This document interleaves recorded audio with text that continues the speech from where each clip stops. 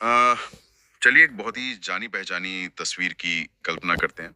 मतलब मान लीजिए कि मंडप सजा है, पवित्र अग्नि के चारों ओर फेरे चल रहे हैं। बिल्कुल, मंत्रों की आवाज आ रही है और एकदम जश्न का माहौल है। हाँ, एकदम वही। और दूल्हा दुल्हन 6 फेरे पूरे कर चुके हैं, लेकिन ठीक 7वें फेरे के बीच में, मतलब वो 7वां कदम रखने से बस एक पल पहले, कुछ हंगामा हो जाता है। हाँ, कोई हंगामा हो जाता है और रस्म वहीं की वहीं रुक जाती है। अब सामाजिक रूप से देखा जाए तो सब कहेंगे कि अरे शादी का माहौल खराब हो गया, लेकिन कानूनी रूप से क्या हुआ? कानूनी रूप से तो वो दोनों लोग पूरी तरह से कुंवारे हैं। बिल्कुल, क्योंकि वो 7वां कदम सिर्फ एक रस्म नहीं है। मतलब वो समय का वो सटीक अंश है जहां एक व्यक्ति कानूनी रूप से किसी का जीवन साथी बन जाता है। हाँ, और इस एक कदम के पूरा ना होने का सीधा सा मतलब है कि कानून की नजर में कोई विवाह हुआ ही नहीं। और यही आज से हमारी इस विस्तृत चर्चा का मुख्य विषय है। हम अक्सर शादी को सिर्फ एक रस्म या भावनाओं का बंधन मान लेते हैं, लेकिन आज का हमारा मिशन हिंदू मैरिज एक्ट 1955 के सेक्शन 5 से लेकर 13B तक के सफर को समझना है। ये बहुत ही अहम सफर है, क्योंकि लोग अक्सर ये भूल जाते हैं कि जैसे ही वो शादी के बंधन में बंधते हैं, वो अनजाने में ही एक बहुत बड़े और सख्त कानूनी ढांचे के अधीन आ जाते हैं। एकदम सही। मैं तो इसे ऐसे देखता हूं कि ये कानून किसी भी मोबाइल ऐप के नियम और शर्तें, मतलब टर्म्स एंड कंडीशंस की तरह हैं। हाँ हाँ, जिन्हें हम अक्सर बिना पढ़े ही एक्सेप्ट कर लेते हैं। बिल्कुल, हम बस एक्सेप्ट पर क्लिक कर देते हैं, लेकिन असल जिंदगी में इन कानूनी शर्तों को अनदेखा करने से इंसान की पूरी जिंदगी की दिशा ही बदल सकती है। देखिए, ऐप के मामले में तो शायद सिर्फ आपका थोड़ा डेटा चला जाए, लेकिन यहाँ अगर आप शर्तें नहीं समझते, तो आप अपनी जिंदगी के सबसे बड़े फैसले की बुनियाद को ही खतरे में डाल रहे हैं। तो चलिए रिश्ते के टूटने या अलग होने की बात करने से पहले शुरुआत वहीं से करते हैं जहां से सब शुरू होता है। मतलब एक वैलिड शादी शुरू कहाँ से होती है? तो इसके लिए हमें सेक्शन 5 को देखना होगा। ये सेक्शन वो बुनियादी शर्तें तय करता है जो विवाह के अनुबंध को कानूनी मान्यता देती हैं। और इसमें सबसे पहली शर्त क्या है? सबसे पहली और सबसे स्पष्ट शर्त यह है कि शादी के समय किसी भी पक्ष का पहले से कोई जीवित जीवन साथी नहीं होना चाहिए। मतलब कानून पूरी तरह से मोनोगैमी या एक विवाह पर टिका है? बिल्कुल, अगर आपका पार्टनर जीवित है और आप दूसरी शादी करते हैं, तो उसकी कानूनी तौर पर कोई अहमियत नहीं है। इसके अलावा मानसिक स्थिति को लेकर भी कानून बहुत साफ है। मानसिक स्थिति? मतलब क्या इंसान का खुश होना जरूरी है? नई नई खुशी की बात नहीं है। ये शर्त ये देखती है कि क्या वो व्यक्ति कानूनी रूप से वैलिड कंसेंट, मतलब सहमति देने के लायक है या नहीं। अच्छा, तो मतलब अगर किसी को कोई ऐसा मानसिक विकार है कि वो शादी का मतलब ही नहीं समझ पा रहा, तो तो वो सहमति कानूनी नहीं मानी जाएगी।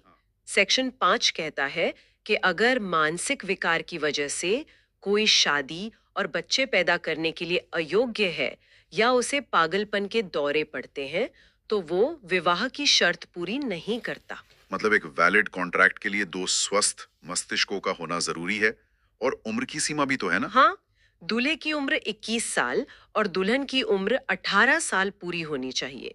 लेकिन इन सामान्य शर्तों के अलावा दो और बहुत ही दिलचस्प शर्तें हैं। हाँ, मैंने डॉक्यूमेंट्स में पढ़ा था। एक है प्रतिबंधित रिश्ते और दूसरा है सपिंड। हम्म ये सपिंड का आम भाषा में मतलब क्या होता है? सपिंड को आप एक पारिवारिक पेड़ या फैमिली ट्री की तरह देख सकते हैं। हाँ, कानून ये सुनिश्चित करता है कि बहुत ही करीबी खून के रिश्तों में शादी न हो। मतलब एक ही पिंड के अंश? बिल्कुल, आप अपनी माँ की तरफ से 3 पीढ़ियों तक और पिता की तरफ से 5 पीढ़ियों तक के किसी रिश्तेदार से शादी नहीं कर सकते। अच्छा, और ये जो प्रोहिबिटेड रिलेशनशिप या प्रतिबंधित रिश्ते हैं, वो इससे कैसे अलग हैं? हाँ, प्रतिबंधित रिश्तों में वो लोग आते हैं, जैसे कि कोई अपने सीधे पूर्वज या वंशज से शादी करे, या फिर भाई बहन, चाचा भतीजी या बुआ भतीजे के बीच शादी हो। जेनेटिक और सामाजिक कारणों से, सही। हाँ, लेकिन, और ये एक बहुत बड़ा लेकिन है, अगर उन दोनों परिवारों की कोई पुरानी और मान्य प्रथा है, कोई कस्टम है जो इस तरह की शादी की इजाजत देता है, तो कानून उसे मान लेगा। अरे वाह! मतलब 1955 का ये कानून आधुनिक नियमों और सदियों पुरानी परंपराओं के बीच एक बैलेंस बनाने की कोशिश कर रहा था। बिल्कुल, वो पुरानी प्रथाओं को सिरे से खारिज नहीं कर रहा है। ठीक है, तो मान लेते हैं कि ये सारी शर्तें पूरी हो गई। अब नंबर आता है रस्मों का, क्योंकि सेक्शन 7 पारंपरिक रस्मों को मान्यता देता है। हाँ, और यहीं पर वो सप्तपदी या 7 फेरों वाली बात आती है जो आपने शुरुआत में कही थी। सेक्शन 7 बहुत स्पष्ट है कि अगर रस्मों में पवित्र अग्नि के चारों ओर 7 फेरे शामिल हैं, तो वो 7वां कदम रखते ही शादी पक्की। एकदम पक्के और कानूनी रूप से बाइंडिंग। जब तक 7वां कदम पूरा नहीं होता, कानून की नजर में विवाह पूरा नहीं माना जाता। मतलब ये थोड़ा अजीब नहीं लगता कि इतने बड़े आयोजन में जहां इतने सारे मेहमान हैं, सब कुछ सिर्फ उस एक कदम पर टिका है? सुनने में अजीब लग सकता है, लेकिन कानून भावनाओं पर नहीं, तकनीकी स्पष्टता पर काम करता है। उन्हें एक कट ऑफ पॉइंट चाहिए। हाँ, जहां से वो कह सकें कि अब ये पति पत्नी है। तो फिर सेक्शन 8 में जो रजिस्ट्रेशन का नियम है, वो क्यों है?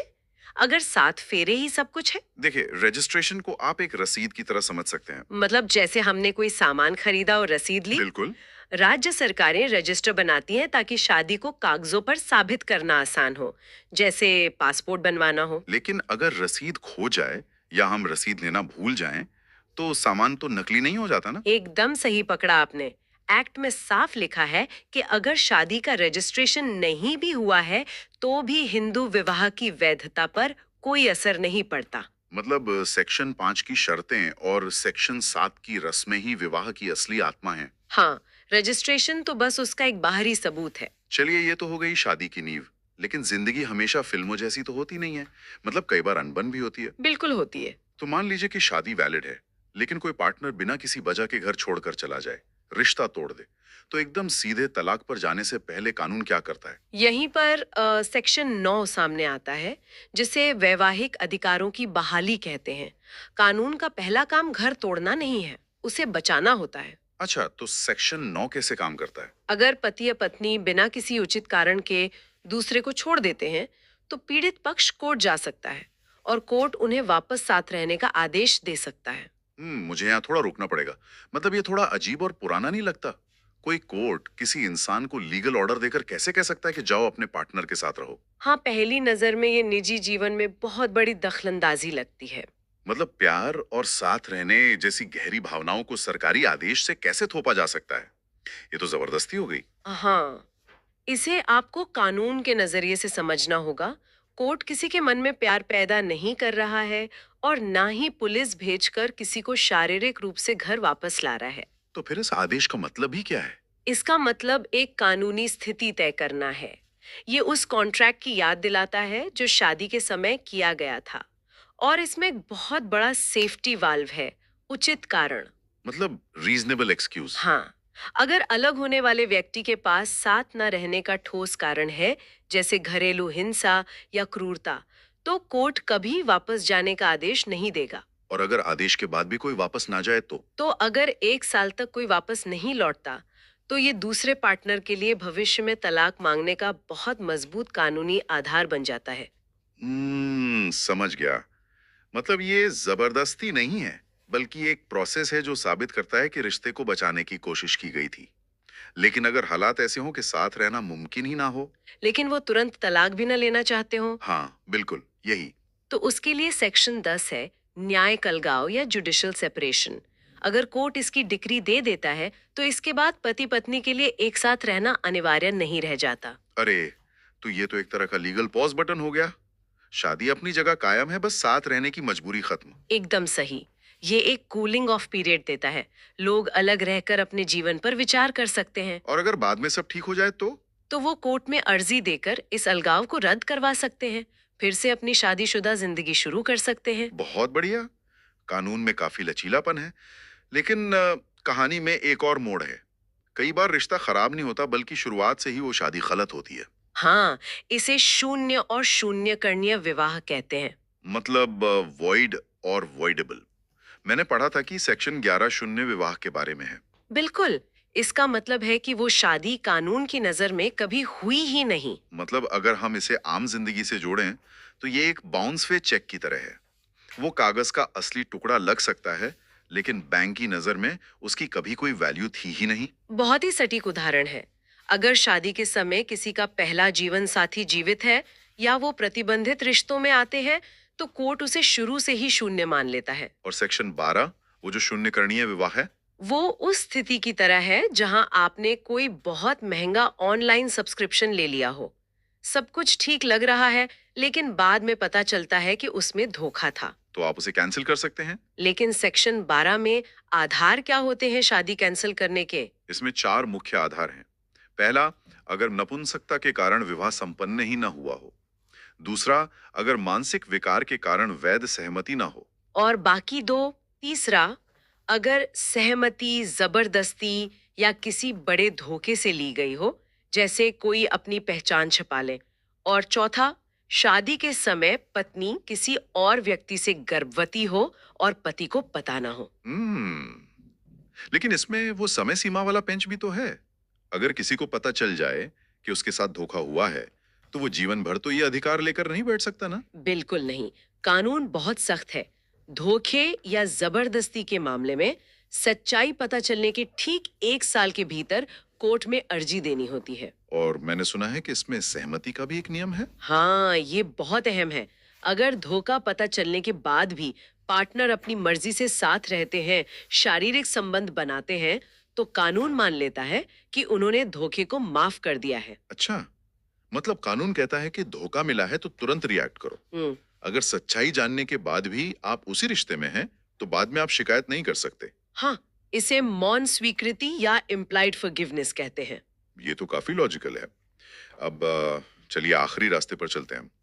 जब कोई गुंजाइश ना बचे, रिश्ते को हमेशा के लिए खत्म करना हो, मतलब तलाक। हाँ, हिंदू मैरिज एक्ट का सबसे चर्चित हिस्सा सेक्शन 13, 13A और 13B। सेक्शन 13 तो फॉल्ट बेस्ड या दोष आधारित है ना। बिल्कुल, मतलब तलाक लेने के लिए एक पक्ष को दूसरे की कोई गंभीर गलती साबित करनी होती है, जैसे व्यभिचार, क्रूरता या परित्याग। हम्म ये परित्याग या डिजर्शन को लेके बहुत गलतफहमी है। अगर कोई गुस्से में 1 हफ्ते के लिए घर छोड़ दे, तो क्या तुरंत तलाक मिल सकता है? अरे नहीं नहीं, परित्याग साबित करने के लिए कानून ने 2 साल की लंबी सीमा तय की है। 2 साल? हाँ, साबित करना होता है कि जो छोड़कर गया है उसका इरादा हमेशा के लिए रिश्ता खत्म करने का था, वो भी बिना किसी उचित कारण के। इसके अलावा और क्या आधार है? धर्म परिवर्तन, मानसिक विकार? हाँ, और संन्यास ले लेना या संक्रामक यौन रोग होना। और एक बहुत ही दिलचस्प आधार है, अगर किसी के जीवित होने की खबर 7 साल तक न मिले। 7 साल? इसके पीछे क्या तर्क है? ये पुराने ब्रिटिश कॉमन लॉ से आया है। जब किसी को ट्रैक करना मुश्किल था, तो 7 साल तक लापता इंसान को मृत मान लिया जाता था, ताकि दूसरा पार्टनर नई जिंदगी शुरू कर सके। अच्छा, ये तो दोनों के लिए है।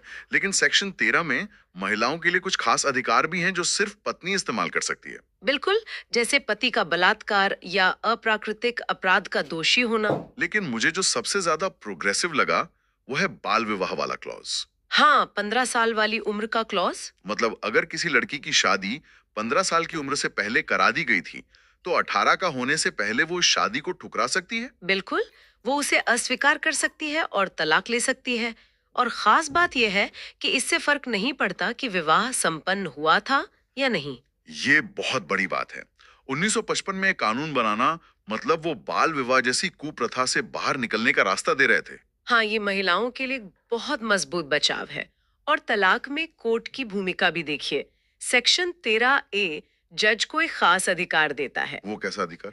अगर जज को लगता है कि हालात इतने खराब नहीं है, तो वो तलाक की जगह अपनी मर्जी से न्यायिक अलगाव की डिक्री दे सकता है। अरे, मतलब जज एक रेफरी की तरह टाइम आउट दे रहा है कि भाई थोड़ा अलग रहकर सोच लो। बिल्कुल, क्योंकि कानून हमेशा रिश्ते को बचाने की ओर झुका होता है। लेकिन अगर दोनों ने पक्का तय कर लिया है, किसी पर कीचड़ नहीं उछालना, बस अलग होना है, तब आता है सेक्शन 13B, आपसी सहमति से तलाक। ये तो 1976 में जोड़ा गया था ना। हाँ, और ये एक बहुत बड़ा बदलाव था।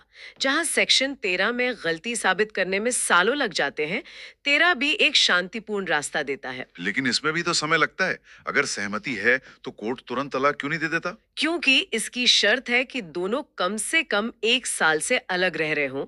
और जब वो अर्जी देते हैं, तो उन्हें 6 महीने का इंतजार करना होता है। वो कूलिंग ऑफ पीरियड? हाँ, 6 महीने के बाद उन्हें कोर्ट में अपनी अर्जी पक्की करनी होती है। तो ये 6 महीने का इंतजार इसलिए नहीं है कि कोर्ट परेशान कर रहा है, बल्कि इसलिए है ताकि कोई गुस्से या जल्दबाजी में अपना घर ना तोड़ दे। एकदम से ही। विवाह एक संस्था है और इसे खत्म करने का फैसला शांत दिमाग से होना चाहिए। वाकई। तो आज की इस विस्तृत चर्चा को अगर हम समेटें तो ये साफ है कि हिंदू मैरिज एक्ट 1955 सिर्फ कुछ धाराओं का समूह नहीं है। बिल्कुल नहीं। ये शादी को एक सख्त कॉन्ट्रैक्ट भी मानता है जिसे बुनियादी शर्तें चाहिए। फिर ये उसे एक नाजुक बंधन भी मानता है जिसे टाइम आउट चाहिए। और अंत में ये इंसानी सच्चाई को स्वीकार कर शांतिपूर्ण तरीके से अलग होने का रास्ता भी देता है। हाँ। ये इंसानी रिश्तों की हर जटिलता को संभालने के लिए बनाया गया एक बेहतरीन ढांचा है। हाँ। लेकिन अ, इस सफर के अंत में एक बहुत ही बड़ा सवाल मेरे मन में आ रहा है। वो क्या? देखिए 1955 का ये ढांचा 7 फेरों और पुरानी मान्यताओं पर टिका है। लेकिन आज समाज कितनी तेजी से बदल रहा है। लिव इन रिलेशनशिप, वर्चुअल शादियां, रिश्तों की परिभाषाएं बदल रही हैं। हाँ, ये तो है। तो ऐसे में सवाल ये है कि क्या दशकों पुराना ये सख्त कानूनी ढांचा भविष्य की उन नई जटिलताओं को बिना किसी बदलाव के संभाल पाएगा, या हमें आने वाले समय में विवाह की कानूनी परिभाषा को ही फिर से लिखना पड़ेगा। ये वाकई सोचने वाली बात है। बिल्कुल, ये हम सब के लिए एक बहुत बड़ा सवाल है। तो श्रोताओं, आज की इस चर्चा में बस इतना ही।